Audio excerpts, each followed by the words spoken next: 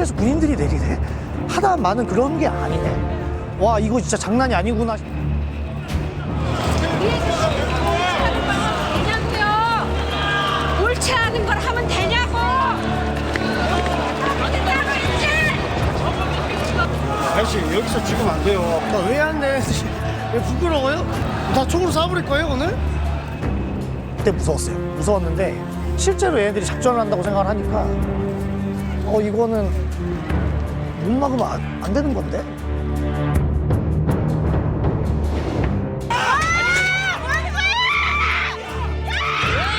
사람들인데 뭐 하는 거야 지금?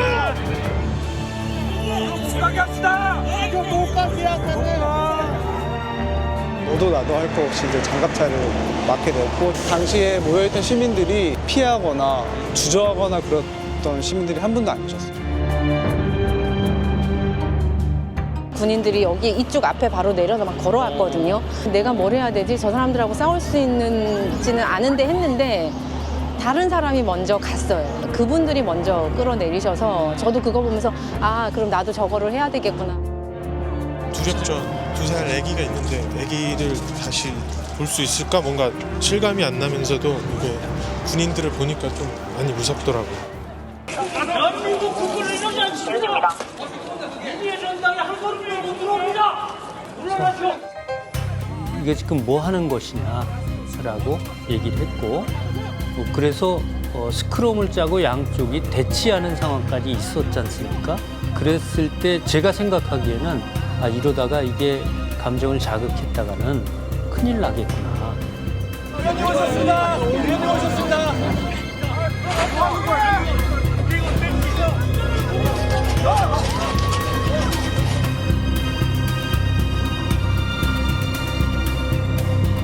바닥에 엎드려서 다 바라보지 못했고 바닥을 보고는 있었지만 제 등을 밟고 누군가 넘어갈 수 있다.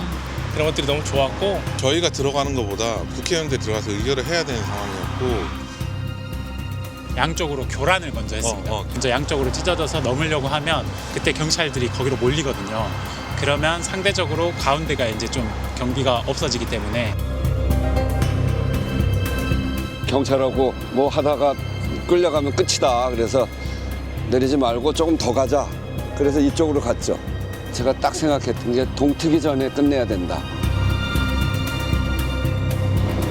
모든 국회의원께서는 지금 즉시 국회 본회의장으로 모여주시기 바랍니다. 네, 의장님이 첫 번째 담화를 하시고 은신한 이후에 이제 의장님이 어디 숨으신지 모르셔야 한다. 뛰어서 키는 데만 엄청 집중을 했거든요. 한 5층쯤이었나? 순간 무서워지더라고요. 내가 혹시 이 문을 열었을 때 안에 이미 들어와 있으면 어떡하지? 의원님도 들어가실 수 있게 저들이 들어오는 거를 우리는 막되 이 문을 계속 확보하고 있어야 된다. 이렇게 제가 이제 큰 소리로 정리를 해주고 들어왔는데 방어 이제 한 분이 달려오시면서 지금 유리창 깨고 진입하고 있다. 온다.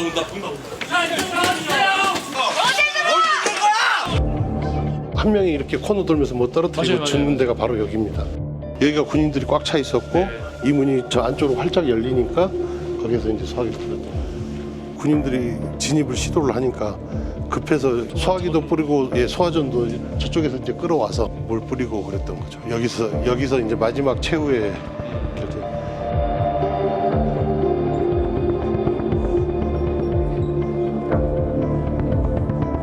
의장석에 의장님이 자리하시는 걸 보고 아, 이제 계엄을 국회에서 해제 의결을 할 수 있겠구나라는 희망을 가졌고, 그래서 뭐 저도 모르게 의장석으로 쫓아 올라가서 의장님 손을 꼭 잡고 의장님 나라 구해 주십시오. 나라 구해 주십시오.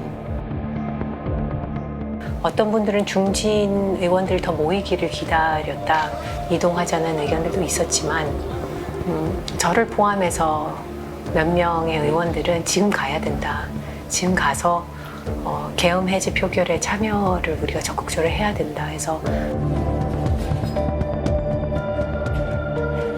33분에 전화가 왔는데 유리창을 깨고 계엄군이 본청 안으로 들어왔다는 거예요. 너무나 급한 상황이고 의원들도 독촉하고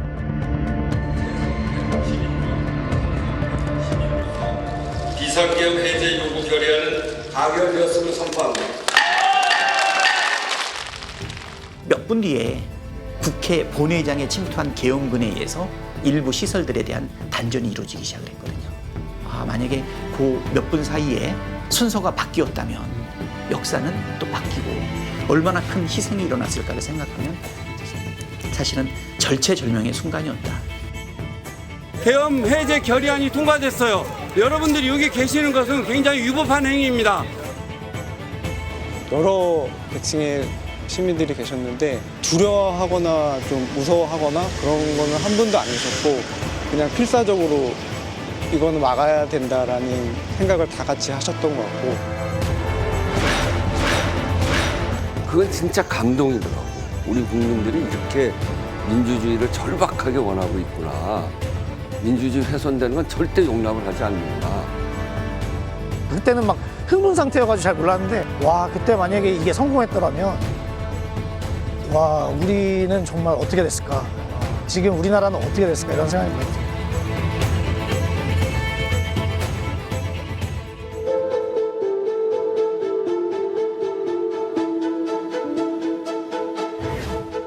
그날 밤 정신없이 집을 나서려는 순간 딸은 신발장 앞에서 완강하게 막아섰습니다.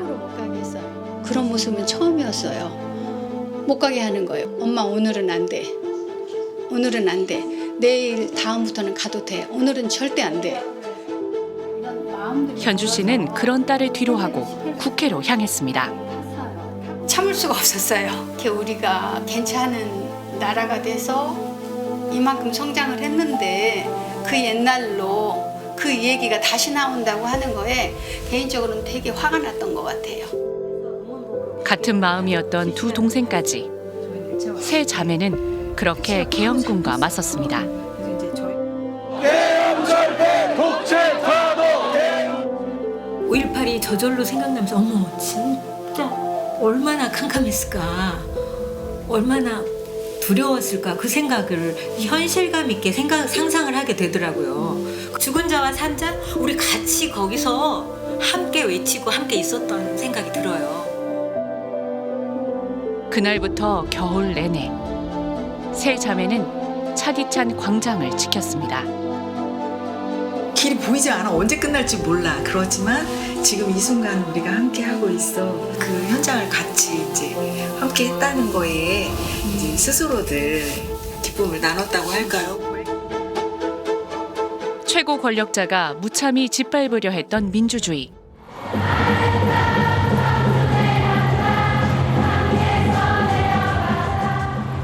무너질 뻔한 헌법과 민주주의를 지킨 건 칼바람 속에서도 자발적으로 광장에 모여든 시민들이었습니다.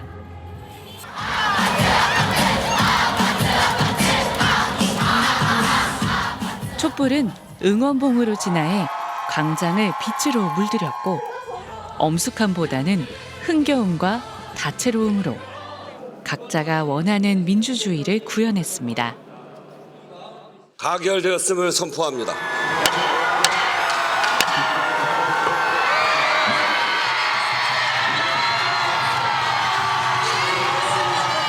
다음 단계 어딥니까? 넥스트 레벨 불러보도록 하겠습니다. 양손에 응원봉을 들고 광장에 나왔던 20대의 연지 씨. 응원봉이라는 게 사랑의 의미도 있고 그리고 더불어서 얘는 꺼지지 않거든요. 그래서 너희가 이 추운 날에 암만 그렇게 얘기를 해도 우리는 절대 꺼지지 않을 것이다. 계엄의 그날을 경험한 뒤 민주주의의 소중함, 국가 폭력의 위험성을 절실하게 느꼈습니다. 국회의사당을 군인들이 총을 들고 진입한다. 이거 자체가 저는 국가적 폭력이라고 생각했습니다. 서로가 안전할 수 있게 내가 안전할 수 있는 사회를 위해서 나가봐야겠다. 무책임했던 국가 탓에 또래들이 죽어가는 장면을 목격해야 했던 젊은 세대. 이제는 적극적인 참여로 사회를 바꿀 수 있다는 희망도 생겼습니다. 세월호 참사라고 하는 참사를 겪었던 세대이기도 하고, 그리고 최근 몇 년 사이에는 뭐 이태원 참사라든지 최상병 사건이라든지 또래들의 죽음을 무기력하게 지켜볼 수밖에 없었던 세대이기도 하거든요. 적극적으로 참여하면 어떤 변화를 만들어낼 수 있구나 하는 그런 마음의 동력 같은 것들을. 윤석열 전 대통령 구속을 외치며 상경하던 농민들의 트랙터 행렬이 경찰에 가로막혔던 그날. 칼바람을 뚫고 남태령으로 달려온 젊은 청년들. 아무런 접점도 없던 농민과 청년은 민중가요와 케이팝을 함께 부르고 도란도란 이야기를 나누며 서로를 알게 됐습니다. 이렇게 도란도란 앉아서 이제 서로 이렇게 대화를 나누듯이 그런 자유 발언을 했었어요. 아, 내 옆에 앉아있던 사람이 이런 문제를 겪고 있었구나. 내가 온전히 이해받는 경험을 했다고 보는데, 그랬기 때문에 그 사람들이 나와서 자기의 얘기를 하고 그 서로 들어줄 수 있는 용기가 생기지 않았나. 그날의 따뜻했던 기억은 중요한 고비마다 함께 힘을 합치는 계기가 됐습니다. 남태령이라는 딱 그 계기를 통해서 뭔가 저처럼 180도 달라진 그런 상황에서 이제 깨달은 거죠. 연대할 수 있다는 거. 그리고 내가 미약하지만 내 활동이 그 사람들한테 큰 영향을 줄 수도 있고 힘이 돼줄 수 있다는 걸. 철조망과 차벽으로 둘러싸인 관저에 숨어 법원이 발부한 체포 영장마저 무시하던 윤 전 대통령. 극우 지지자들에겐 끝까지 싸워달라고 부추기기까지 했습니다. 여러분이 전사입니다. 여기에 윤 전 대통령을 지키겠다며 관저 앞으로 몰려간 국민의힘 의원들까지. 너무도 답답했던 상황에 시민들은 또다시 거리로 나섰습니다. 관저 앞 도로에서 사르르는 추위와 눈보라 속에서도 윤석열 체포를 외치며 밤을 지샜습니다. 음박 담요 하나의 의지에 기꺼이 눈보라를 맞았던 이른바 키세스 시위대. 당시에 정말 너무너무 추웠고요. 진짜 손발이 다 얼고, 그리고 다 진짜 오한이 들 정도로 굉장히 추운 날씨였는데, 시민분들이 이제 실내로 들어가서 조금 쉬시라고 안내를 드려도 안으로 안 들어가시고 본인들의 결연한 의지를 보여주겠다라고 하시면서 바깥에서 계속 지키시는 그런 모습. 나흘 밤낮 이어진 외침. 응원봉과 함께 광장을 가장 뜨겁게 달궜습니다. 그렇게 힘겹게 이뤄낸 체포와 구속. 하지만 끝이 아니었습니다. 윤 어게인을 외치는 목소리는 커졌고, 윤석열 대통령이 다음 주에 100% 살아올 것은 확신하시면 두 손 들고 만세.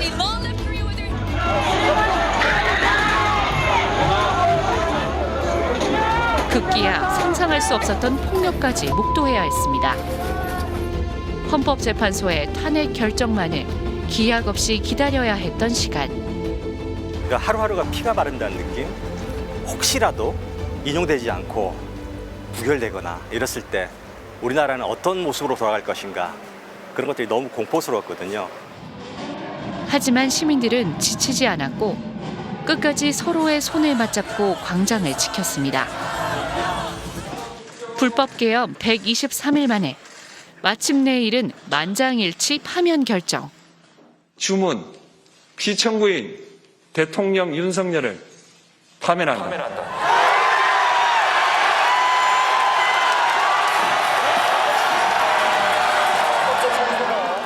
10살 소년으로 광주의 비극을 경험했던 희태 씨는 그제서야 비로소 45년 전의 트라우마에서 벗어날 수 있었다고 말합니다.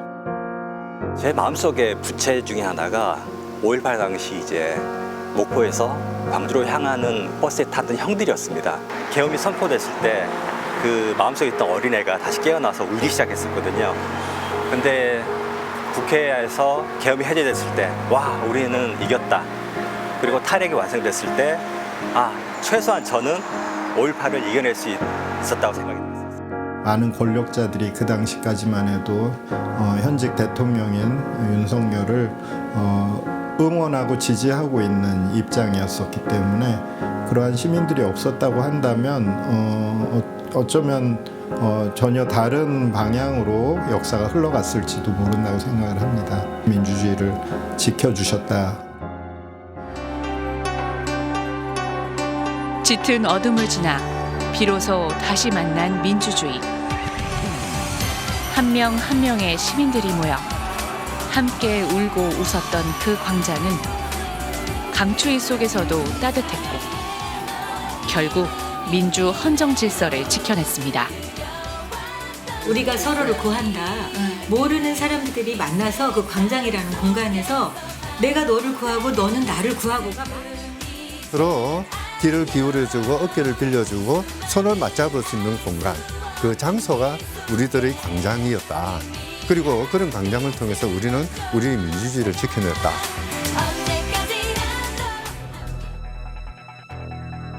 약 1년 전 귀를 찢는 헬기 소리와 계엄군의 진입으로 아수라장이었던 이곳 국회의사당.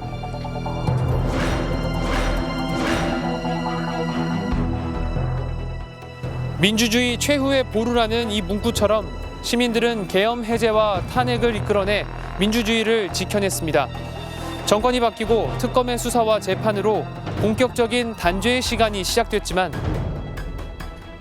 이곳을 침탈하고 민주주의를 짓밟으려 했던 주동자들은 아직도 사과나 반성 없이 지지 세력을 선동하고 있습니다. 지난 7월 재구속 이후 줄곧 내란 재판 출석을 거부하다 지난달 말 처음 등장한 윤 전 대통령. 증인들을 직접 신문하며 여전히 계엄은 경고성 목적이었다는 궤변을 반복했습니다. 우리 사령관님이 스스로 생각해서 실무장을 안 시킨 겁니까? 실탄을 개인에 주지 말라는 거는 제가 시켰습니다. 질서 유지하러 그냥 들어갔다는 게 머릿속에 있는 거네. 거점 확보라고 하는 게. 그거는 말씀하시는 질서 유지는 도저히 제가 수긍할 수 없고 또 질서 유지 시민보호란 말은 자체를 들어본 적이 없고 자신이 군 지휘관들에게 폭탄주를 돌리며 비상대권을 언급했다는 곽종근 전 사령관의 증언에 대해 술자리였음을 강조하며 신빙성을 공격했습니다. 내 기억에 술 아주 굉장히 많은 잔이 돌아간 것 같은데 뭐 거기서 무슨 시국 얘기할 그럴 상황은 아니지 않습니까? 하지만 곽 전 사령관은 그때 그 자리에서 들었다는 더 충격적인 증언을 내놨습니다. 차마 그 말씀을 안 드렸는데 한동훈이하고 일부 정치인들 일부 호명하시면서 당신 앞에 잡아오라 그랬습니다. 당신이 총으로 쏴서라도 죽이겠다고 했습니다. 계엄 당시 이번에 다 잡아들여서 싹 다 정리해라란 지시를 받았다고 증언했던 홍장원 전 국정원 1차장. 윤 전 대통령은 메모 글씨체를 트집 잡으며 비웃었고 홍장원 지렁이 이렇게 치시면은 본인이 낸 초고가 다 뜹니다. 네. 아유, 저희가 이거 다 증거위에서 복수심 때문에 허위 증언하는 거 아니냐는 인신공격성 발언까지 했습니다. 해임 통보를 안 받았다면, 그래도 이렇게 그 이후에 했던 거하고 똑같이 그 국정원 비화폰도 막 이렇게 오픈시키고 막 이렇게 했을 것 같습니까? 그냥 대답 안 하고 하는 게 나을 것 같은데 제가 드리시고 싶은 말이 있긴 합니다. 윤 전 대통령은 지난 9월 모든 책임은 나에게 묻고 군인에 대한 수사와 재판을 멈추라는 성명을 냈습니다. 하지만 정작 자신은 아무런 죄가 없고 모든 과오는 부하들에게 있다는 식으로 떠넘기고 있습니다. 도대체 방첩 사령관이라는 놈이 이거 수사에 시읒자도 모르고 이거 여인영 방첩 사령관도 증인한테 이런 실시간 위치 추적 부탁하는 거 보니까 이 친구 이거 좀 이상하네라는 생각이 들었으면 피고인 부하에게 책임을 전가하시는 건 아니죠? 민간기관 군 투입을 자신이 막았다고 말하기도 했습니다. 여론조사 꽃 또 무슨 언론사에도 병력을 좀 보내야 될 것 같습니다. 선관위 관련해서 여기도 좀 확인할 게 좀 있습니다. 아니 거기는 민간기관이니까 안 된다. 증인들이 전부 다 자신의 임기 중에 부하였단 말이에요. 증인한테 좀 이제 위압감을 줄 수 있는 것이 아닌가. 군인들이 받았던 충격을 전혀 이제 윤석열 전 대통령은 생각하지 않고 있구나. 그런 것. 김용현 전 국방부 장관 재판은 난장판에 가깝습니다. 특검을 조롱하는 것은 물론 높은 확률로 지금 조은석은 사무실에 놀고 있을 겁니다. 지위도 애매한 파견 검사들까지 나와가지고 이 조은석 시다바리 하라고 이렇게 법정안과 그리고 출입구 쪽에서 저희들을 향한 비난과 야유의 말들이 좀 있었습니다. 저렇게 투덜거린다는 거는 저희들로서는 도저히 이해할 수가 없고요. 법정 소란으로 자신들에게 감치를 명령한 재판장에겐 입에 담기 힘든 욕설까지 퍼부었습니다.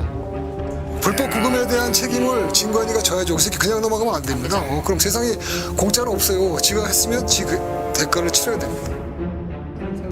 김 전 장관 역시 법정에 나온 자신의 지지자들에게 두 엄지손가락을 치켜 세우면서 소란을 부추겼습니다. 불필요한 시비로 재판이 늘어지면서 판결이 언제 나올지 기약조차 없습니다. 계엄의 책임을 피해가며 대통령 권한대행을 거쳐 대통령 자리까지 탐냈던 한덕수 전 국무총리.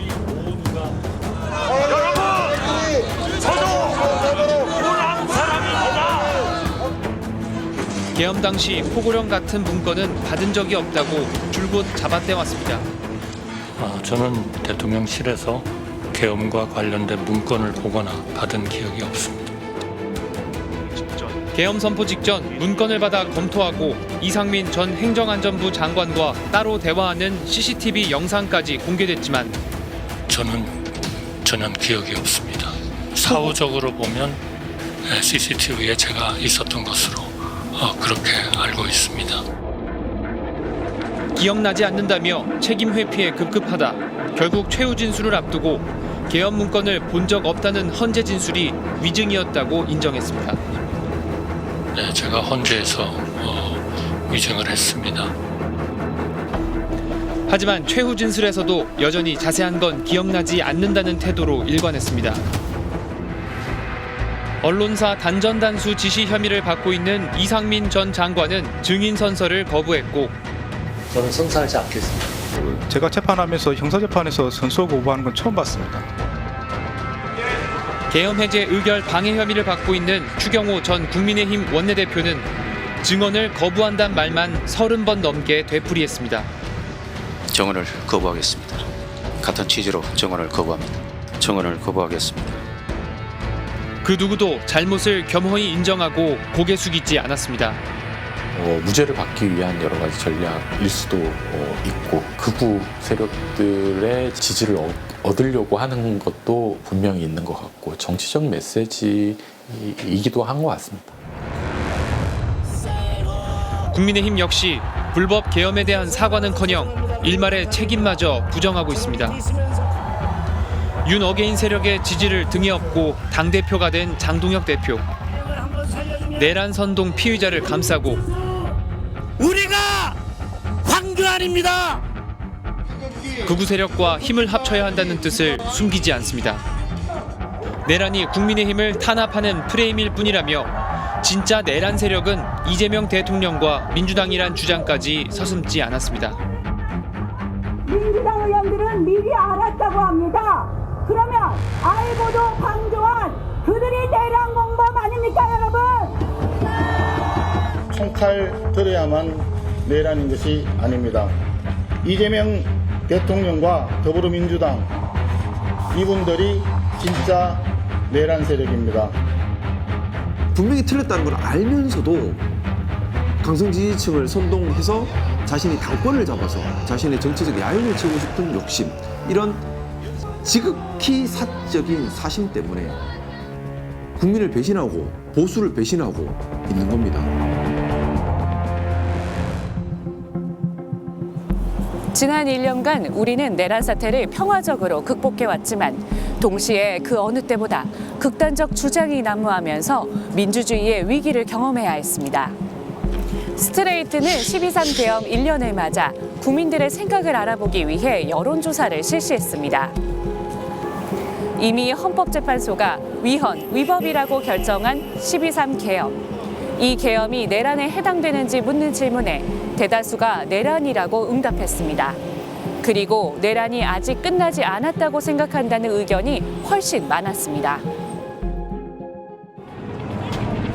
현재까지 드러난 사실관계를 고려했을 때 12.3 계엄이 내란에 해당한다고 보는지 물었습니다. 내란에 해당한다는 응답이 69%로 내란에 해당하지 않는다는 응답 24%보다 3배가량 많았습니다. 조사 방식은 달랐지만 12.3 계엄 직후였던 지난해 12월 MBC가 조사했던 결과와 큰 차이는 없었습니다. 전 연령대에서 내란이란 응답이 절반 이상이었고 지역별로는 오차 범위 안에서 의견이 비슷했던 대구, 경북을 제외하고는 다른 모든 지역에서 내란이라는 응답이 훨씬 많았습니다. 이어 윤 전 대통령의 내란 우두머리 혐의에 대해 법원이 어떤 결론을 내릴 것으로 예상하는지 물었습니다. 내란죄로 판결할 것이라는 응답이 70%로 내란죄로 판결하지 않을 것이라는 응답 19%에 3배 이상으로 나타났습니다.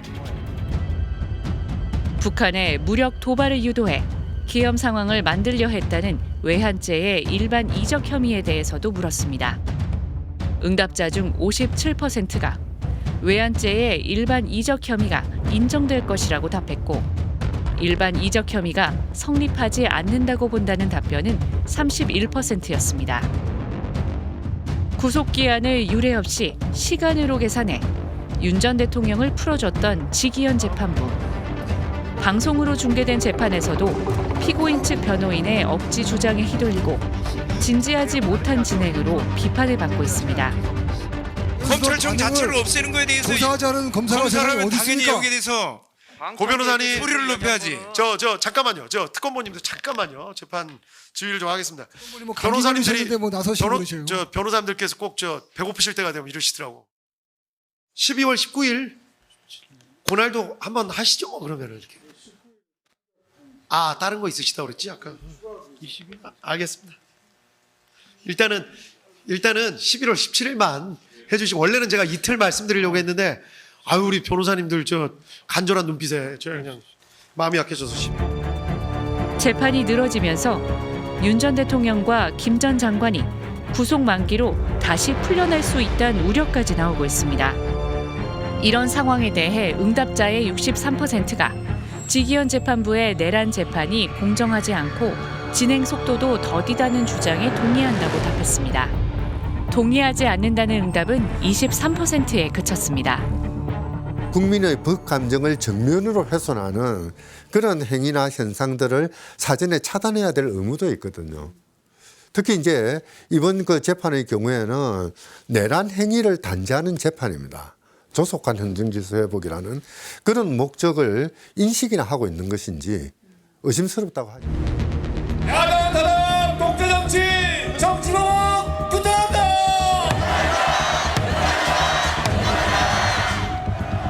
내란과 절연하지 못하고 극우 세력에 휘둘리는 국민의힘에 대해 시민들은 어떻게 바라보고 있을까? 그분들이 와서 우리 당 후보를 지지한다는 걸 당신들은 당신들은 뭐 부정선거니까 안 돼 이렇게 우리가 내칠 필요는 없는 거 아닙니까? 응답자의 70%가 문제가 있다고 답했는데 연령대와 지역, 이념 성향에 관계없이 문제란 응답이 높게 나타났습니다. 특히 보수 성향층에서도 문제가 있다는 응답이 문제 없다는 답보다 많았고 국민의힘 지지세가 강한 대구 경북 지역에서도 문제가 있다는 응답이 없다는 응답보다 2배 이상 많았습니다. 스트레이트는 현재 내란이 종식됐다고 보는지도 물었습니다. 응답자 10명 중 6명은 현 상황이 진상규명과 관련자 처벌 전이므로 내란 종식은 아니라고 답했습니다. 많은 것이 규명됐으므로 내란이 종식됐다는 응답은 29%였습니다. 왜 그러한 비상계엄 선포라는 것이 가능했을까? 왜 그러한 비상계엄 선포를 한 대통령임에도 불구하고 많은 국민들이 아직도 그에 대한 지지를 말하고 있을까? 이런 것들은 전체적으로 우리 민주주의의 위기를 말하고 있는 것이거든요. 그래서. 내란 종식을 위해 가장 중점적으로 해결해야 할 과제로는 응답자의 절반이 윤 전 대통령 등 내란 주요 인물에 대한 책임 규명을 1순위로 꼽았습니다. 이어 정치권의 관여 여부 조사, 국무위원 등에 대한 책임 규명 등의 순으로 조사됐습니다. 대통령을 지금 그래서 이제 보좌했던 비서실, 그 다음에 안보실, 여기는 이제 이름만 오르락내리고 김건희 씨 관여 여부도 굉장히 중요한 거죠. 과연 내란의 모의에 가담을 안 했을까? 내란 계획을 몰랐을까? 이재명 정부가 내란에 가담한 공직자를 조사하려는 조치에 대해서도 물었습니다. 적절한 조치라는 응답이 59%, 적절하지 않다는 응답은 31%였습니다. 여론조사에 나타난 국민 다수의 의견처럼 내란이 완전히 종식되지도 않았고 그 단죄 역시 제대로 이뤄지지 않고 있습니다. 이 때문에 지난 겨울 광장에서 함께 분출됐던 소수자 보호와 노동권 보장 등 시민들의 다양한 목소리를 담아내는 과제 역시 지지부진한 상태입니다. 함께 공동의 울타리로 안전하게 존엄 있는 삶을 원하는 건데 그런 새 사회로 가기 위한 과정에서는 아직 모자란 것이 아닌가 이렇게 생각을 합니다. 이렇다 보니 정치권 논의를 기다리지 않고 광장에서 깨달은 연대의 힘을 직접 실천하는 이들도 생겼습니다. 연대하는 이야기에 힘을 믿고 싶어서 더 나은 세상을 만들겠다는 사람들하고 함께하고 싶은 것 같아요. 광장이 끝났지만 그 광장을 통해서 사람들의 마음과 감각 속에 만들어진 그런 사회적인 연대의 토양이 계속 지속되고 있다고 저는 생각합니다. 지난 겨울 어두운 광장을 밝히며 빛의 혁명을 이뤄낸 작은 불빛들. 배우 김규리 씨는 그 빛을 오래도록 간직하고 싶어 변치 않는 철제 캔버스 위에 담아냈습니다. 정말 빛이 가득했어요. 정말 많은, 갑자기 그때 생각하니까 또 울컥한데,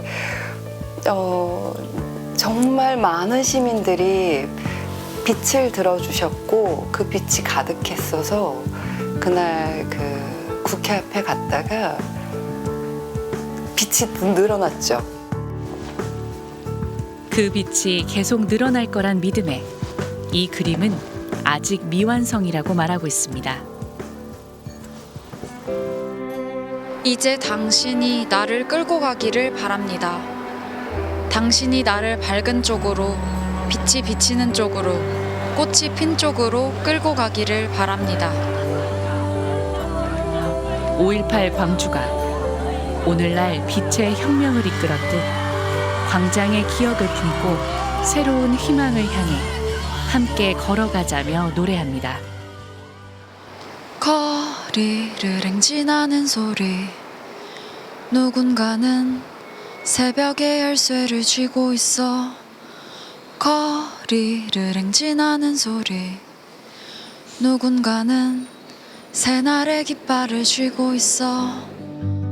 이태원 참사에서 이제 사촌 동생을 잃으면서 이 3년 동안 계속 연대해 오고 있습니다. 우리가 계속 걸어왔다는 거를 좀 이야기하고 싶었어요. 조금 더 우리의 발걸음을 모아서 새날로 희망으로 나아가 보자는 의미로 만들게 되었던 것 같아요, 이 노래를.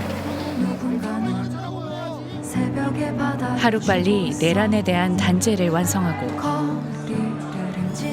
흔들리지 않는 민주주의 토대 위에서 차별과 소외가 없는 사회를 맞이하고픈 희망. 그 희망을 소리 높여 노래합니다. 어떤 소수자도 차별받지 않고 모두가 서로의 존엄을 지켜줄 수 있는 사회가 되었으면 좋겠다. 민의를 제대로 파악하고 그 민의가 제도로 잘 나와야 그게 좋은 민주주의가 아닐까라는 생각을. 민주주의는 어떤 생명체라고 생각해요, 저.